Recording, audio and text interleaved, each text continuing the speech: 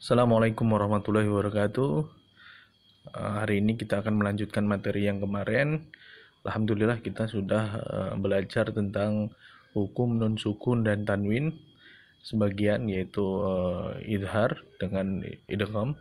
Sekarang kita lanjutkan dengan iklab atau al-qalbu ya.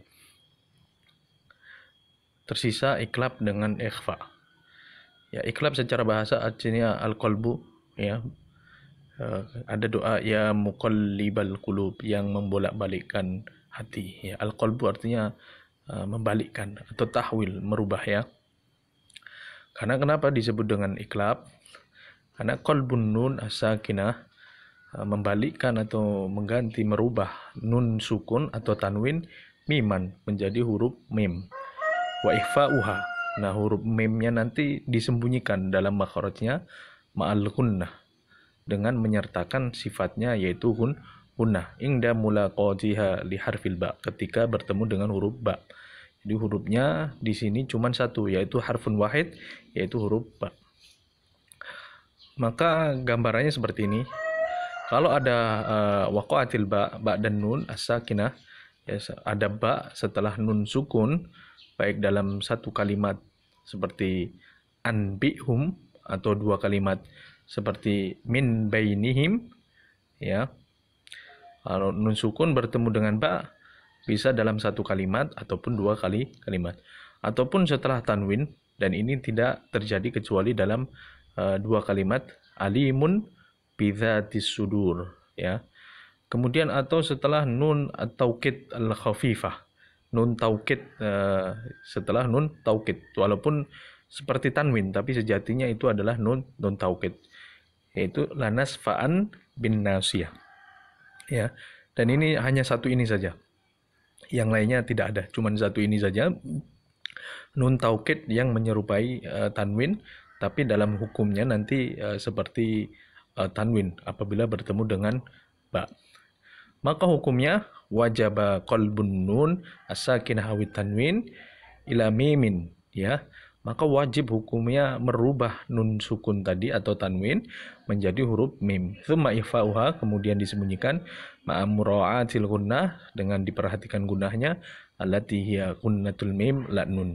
Jadi gunnahnya di sini adalah gunnahnya huruf mim yang diganti tadi ya, yang digantikan kepada huruf mim, bukan huruf nun sebelumnya, bukan ya. Karena nun dan mim sama-sama memiliki sifat yaitu gunnah, tapi gunnahnya di sini adalah gunnahnya huruf mim. Nah, bagaimana cara membacanya? Ini sengaja saya hidupkan videonya. Bagaimana cara membacanya? Cara membacanya ada tiga. Yang pertama, qalbun nun as-sakinah awit tanwin miman khalisah lafdzon la khotton. Jadi yang pertama adalah merubah huruf nun menjadi nun sukun tadi atau tun tanwin, merubah menjadi huruf mim ya, 100% ya. Kemarin sudah saya ajarkan bagaimana cara mengetahui hukum dengan makhorijul huruf ya. Huruf mim makhorijul hurufnya dengan kedua bibir ini ya, tertutup. Am gitu, keluar dari kedua bibir apabila ditutupkan. Am ya, ma, mi, mu, dari kedua bibir. Nah, ini secara lafaz saja. Di dalam tulisan nggak ada huruf mim, tetapi dalam bacaan harus huruf mim. Nah, contohnya tadi anbihum berubah menjadi ambihum. Mim bainihim, min bainihim berubah menjadi mim bainihim. Jadi huruf nunnya sudah hilang ya sama sekali. Alimum bidzatis sudur. Alimum ya, jadi mim. Ini yang pertama, dan ini yang sering dipakai oleh orang-orang Indonesia. Ya, jadi merubah menjadi huruf mim, am gitu ya. Mim 100%. Kemudian yang kedua, ikhfa'ul mim ingdal ba ma'adami itsbaki aw kazi safatain likaila tashtabih bil mim al mudghama fi mithliha. Yang kedua, merubah ke huruf mim tapi meme-nya disembunyikan. Nah, maksudnya disembunyikan bagaimana? Jadi meme-nya tersebut bibirnya tidak menutup secara 100%, disisakan rongga sedikit ya. Contohnya anbihum itu kalau belum dirubah menjadi iklab. Kalau yang pertama tadi dirubah menjadi mim berarti ambihum. Ambihum tertutup semuanya. Nah, sekarang tidak tertutup, ada celah ya. Tapi bunyinya huruf mim. Bagaimana bacanya? Ambihum, ambihum ya. Ambihum. Ada celah sedikit ya, celah sedikit. Memang ini perlu latihan ya. Ambihum, ambihum, ambihum. Kalau tadi yang pertama ambihum, ambihum ya. Nah, ini yang kedua. Dan nanti hukum mim sukun juga seperti ini ya. Nanti kita akan mengetahui ternyata yang kita baca tersebut bukan istilahnya ikhfa syafawi nanti ya. Ternyata itu idgham syafawi ya. Karena memang tidak disembunyikan huruf mimnya. Kemudian yang ketiga sama disembunyikan huruf mim tetapi dengan menambah gunnah di sini ya. Jadi bacanya ambihum, ambihum ya. Kalau yang pertama ambihum, ambihum. Yang kedua ambihum, yang ketiga tambahin udah. Ambihum, ambihum ya. Ada rongga sedikit ya.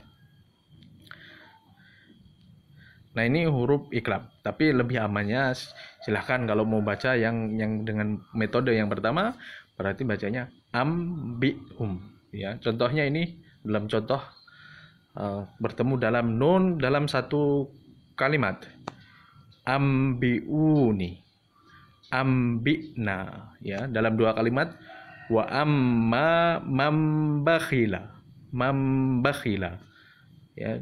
Tanwin berarti harus dua kalimat.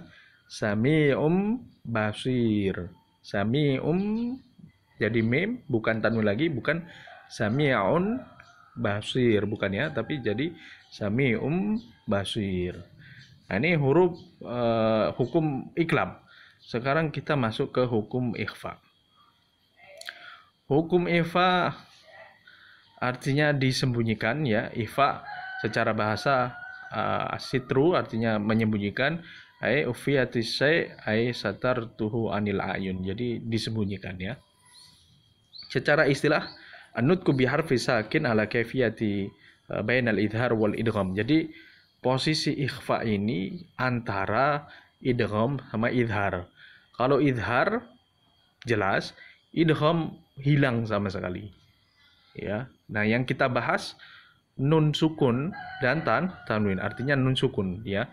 Kalau idhar ya dijelaskan ke huruf istilahnya huruf idharnya ya, karena jauh dia antara halki sama. Jadi huruf nunnya dibaca dengan jelas an gitu. Tapi kalau idgham hilang sama sekali. Nah, ikhfa ini antara idgham dengan idhar. Jadi nggak jelas dan nggak hilang sama sekali. Jadi 50-50 antara hilang dan jelas. Bainal idhar wal idgham arin minat tasdid ya. Nggak ada tasdid biasanya dalam Quran ini kalau untuk ikhfa. Kalau idgham kan ada ya, ada tanda tasdidnya. Ya, kecuali kalau dalam Quran Indonesia. Kalau Quran edisi Arab biasanya tidak ada tasdidnya. Ma'a baqa'il gunnah fil harfil awal wa huwa nun sakinah awit tanwin ya. Nah, ikhfa ini nanti kita membahas nun sukun bertemu dengan huruf-huruf ikhfa. Nun sukun ini punya makhrajnya dan punya sifatnya yaitu gunnah. Nanti walaupun makhrajnya setengah-setengah, nggak jelas dan nggak hilang, tapi gunnahnya masih ada ya.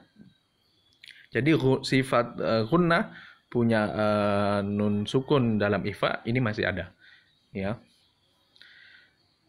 Nah, contohnya bagaimana? Nah, ini sebabnya kenapa disebut dengan ikhfa. Ana hadhil huruf ya. Huruf-huruf ini tidak dekat dengan makharijul nun ya dan tanwin seperti dekatnya huruf idgham. Jadi huruf-huruf idgham ini karena dekat dengan nun, jadi nunnya jadi dimasukkan ke makhraj yang huruf-huruf idgham. dan juga tidak terlalu jauh seperti jauhnya huruf-huruf idhar. Jadi dia antara-antara, tidak terlalu dekat ya sehingga masuk ya, sehingga berkolabor istilahnya menggabung ya, hilang nunnya atau tidak terlalu jauh ya. Ini yang disebut dengan ifa. Maka di sini disebutkan lidza ta'ayyana al-ikhfa. Ya, oleh karena itu samar-samar, tidak jelas dan tidak diidghamkan, tidak hilang sama sekali, tidak dimasukkan.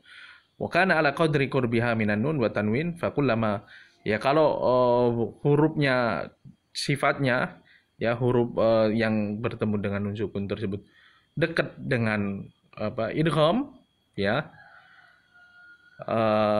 kalau semakin agak dekat berarti dia lebih dekat kepada idgham. Kalau lebih jauh maka dia lebih ke idhar, karena ikhfa ini sebenarnya ada tingkatan-tingkatannya ya. Langsung saja. Nah, ini perbedaan antara ikhfa dengan idgham. Yang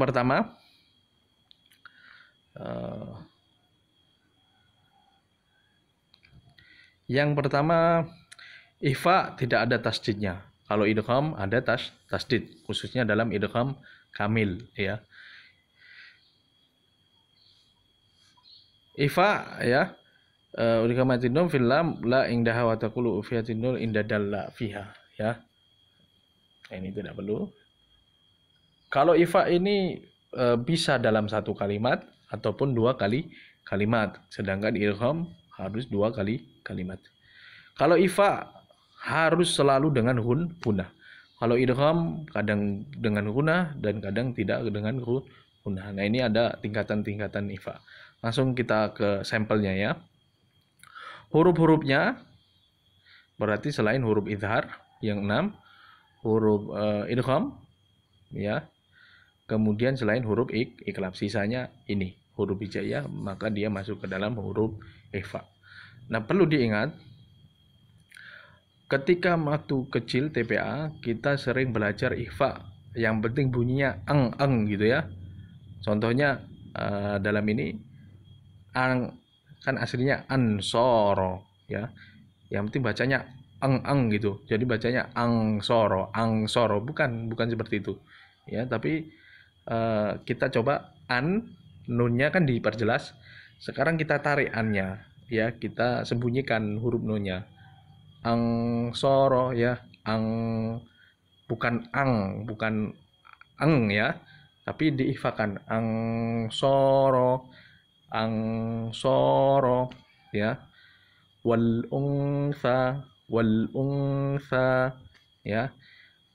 Jadi ada gunnahnya di sini unsa, tapi nggak banyak-banyak. Kalau itu kan gunnah semua. Jadi gunnahnya ini hanya 25% ya. Contohnya wayang qalibu ya, qaf, sin, al insanu, dal, dada, ada gunnahnya sedikit di sini. Dada bukan ang ya, tapi nunnya ditarik sedikit. Gantung gitulah ya. Dada ya. Nah, ini akhirnya kita di huruf ikhfa, hukum ikhfa. Berarti sampai di sini selesai sudah hukum nun sukun dan tanwin. Jadi bisa dibedakan. Kalau dia makhrajnya jauh dari huruf nun, huruf nun tadi makhrajnya di ujung lidah dengan gigi seri A atas. Kalau dia jauh berarti baca nunnya idhar karena jauh. Orang semakin jauh kan semakin jelas statusnya. Kalau dia hurufnya dekat, ya karena makhraj huruf idgham ini dekat dengan huruf nun, maka huruf nunnya dimasukkan ke huruf-huruf yang lebih dekat tadi. Nah, kalau di antara jauh dan dekat namanya ikhfa. Jadi kalau idhar jelas, idgham dimasukkan, ikhfa antara-antara. Tidak jelas dan tidak istilahnya dimasukkan ke huruf setelahnya. Jadi samar-samar. Jadi gantung sekarang. Angsoro, dada ya. dengan sedikit gunnah di sini, nggak banyak, nggak angda ada ya, min qabl nggak, tapi dikit ya, min qabl ya. Ini saja dari saya. Syukran. Wassalamualaikum warahmatullahi wabarakatuh.